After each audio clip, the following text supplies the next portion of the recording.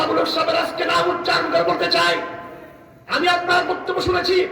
আপনি বলেছেন জুলাই সনদে হা না করতে বলার জন্য আপনি কারাগারে ছিলেন। আমি আজকে আপনার নাম ধরে বলতে চাই, যেহেতু আপনি আমার ভাই সেজন্য, আপনি যেহেতু কমি করার সেজন্য, আপনি যেহেতু আল্লাহর সন্তান, আল্লাহ হাদিসের সন্তান সেজন্য, আপনি যদি হাফেজ ইসলাম করেন সেজন্য, আপনি এখন বলুন আগে জুলাই সনদে আল্লাহর নাম আসতে হবে, তারপরে গণভোটে ভোট দাবানা দেওয়ার কথা যখন আসতে পারে।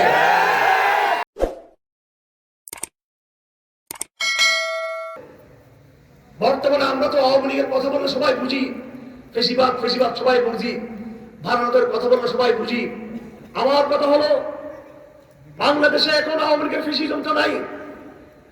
ভারতীয় আধিপত্য আদৌ শেষ হয়ে গেছে বাংলাদেশে, মোটামুটি দৃশ্যমান। আগের মধ্যে সেরকম সরাসরি আগ্রাসন একটু থমকে গেছে তাদের।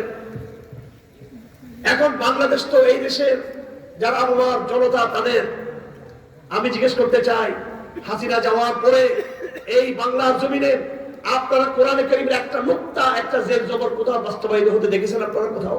না। আগের যে সিলেবাস, সেই সিলেবাস প্রাইমারি স্কুলে, হাই স্কুলে, কলেজে, বিশ্ববিদ্যালয়ে আগের যে আইন, সে আইন বহাল রয়েছে। আগের যে কোর্ট কাছারি, সেই পদ্ধতি সব বহাল রয়েছে।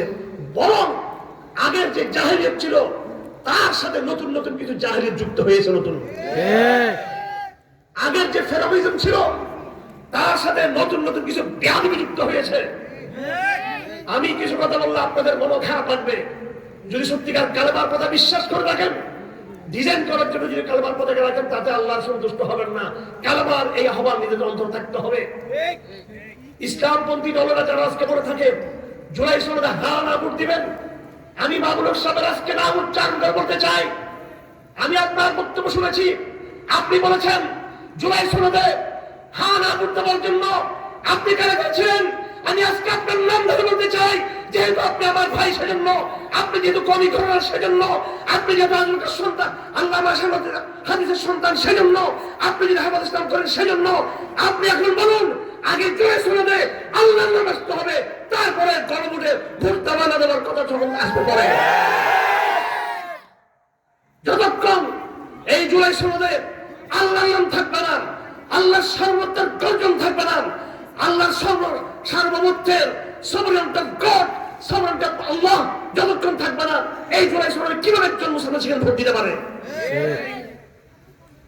কথা পরিষ্কার। আমরা যখন ঠিক হবো, আমাদের শত্রুদের কথা বলে লাভ নাই।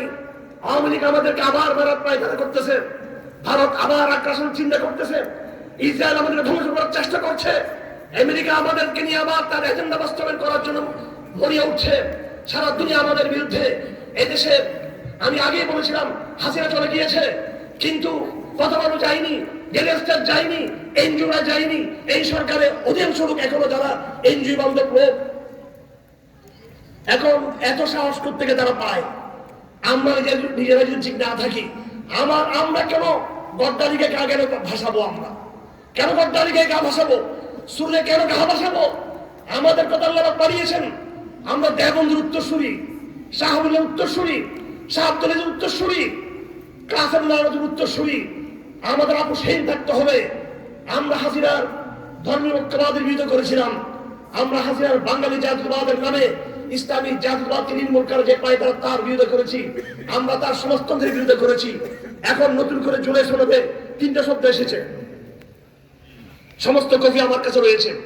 এই সরকার যতগুলো কমিশন পেশ করেছে, যতগুলো কমিশন মানবাধিকার সংক্রান্ত, আইন সংক্রান্ত, শিক্ষা সংক্রান্ত, বিডিআরের বিচার সংক্রান্ত যতগুলো তারা সংস্কার প্রস্তাব করেছে, সমস্ত সংস্কার প্রস্তাবের বই আমি মূল জায়গা থেকে সংগ্রহ করেছি।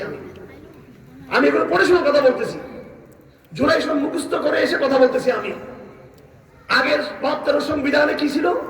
আগে ছিল গণতন্ত্র, সমাজতন্ত্র, বাঙালি জাতীয়বাদ, ধর্মনিরপেক্ষবাদ, প্রত্যেকটা ক্ষেত্রে কুফর। কথা ঠিক না বেঠিক?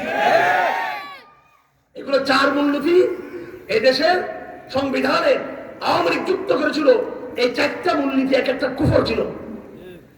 কথা ঠিক না বেঠিক? নতুন জুলাই সনদ আসছে। আমাদের যারা, আমি শুধু একজনের নাম নিয়েছি, আমি সবার নাম নিতে চাই। সবার হেফাজত ইসলামে যারা নেতৃবৃন্দ রয়েছেন এবং আমার জামাত ইসলামের ভাইয়া বন্ধুরা, আমি বিগত 16-17 বছর আওয়ামী লীগের আমলে তোমাদের পক্ষ হয়ে আওয়ামী লীগের বিরুদ্ধে ভারত আধিপত্যবাদের বিরুদ্ধে লড়াই করেছি এবং তোমাদের অনেকের চেয়ে বেশি আমরা জেল খেটেছি। সুতরাং আমাদের কথা বলার অধিকার রয়েছে।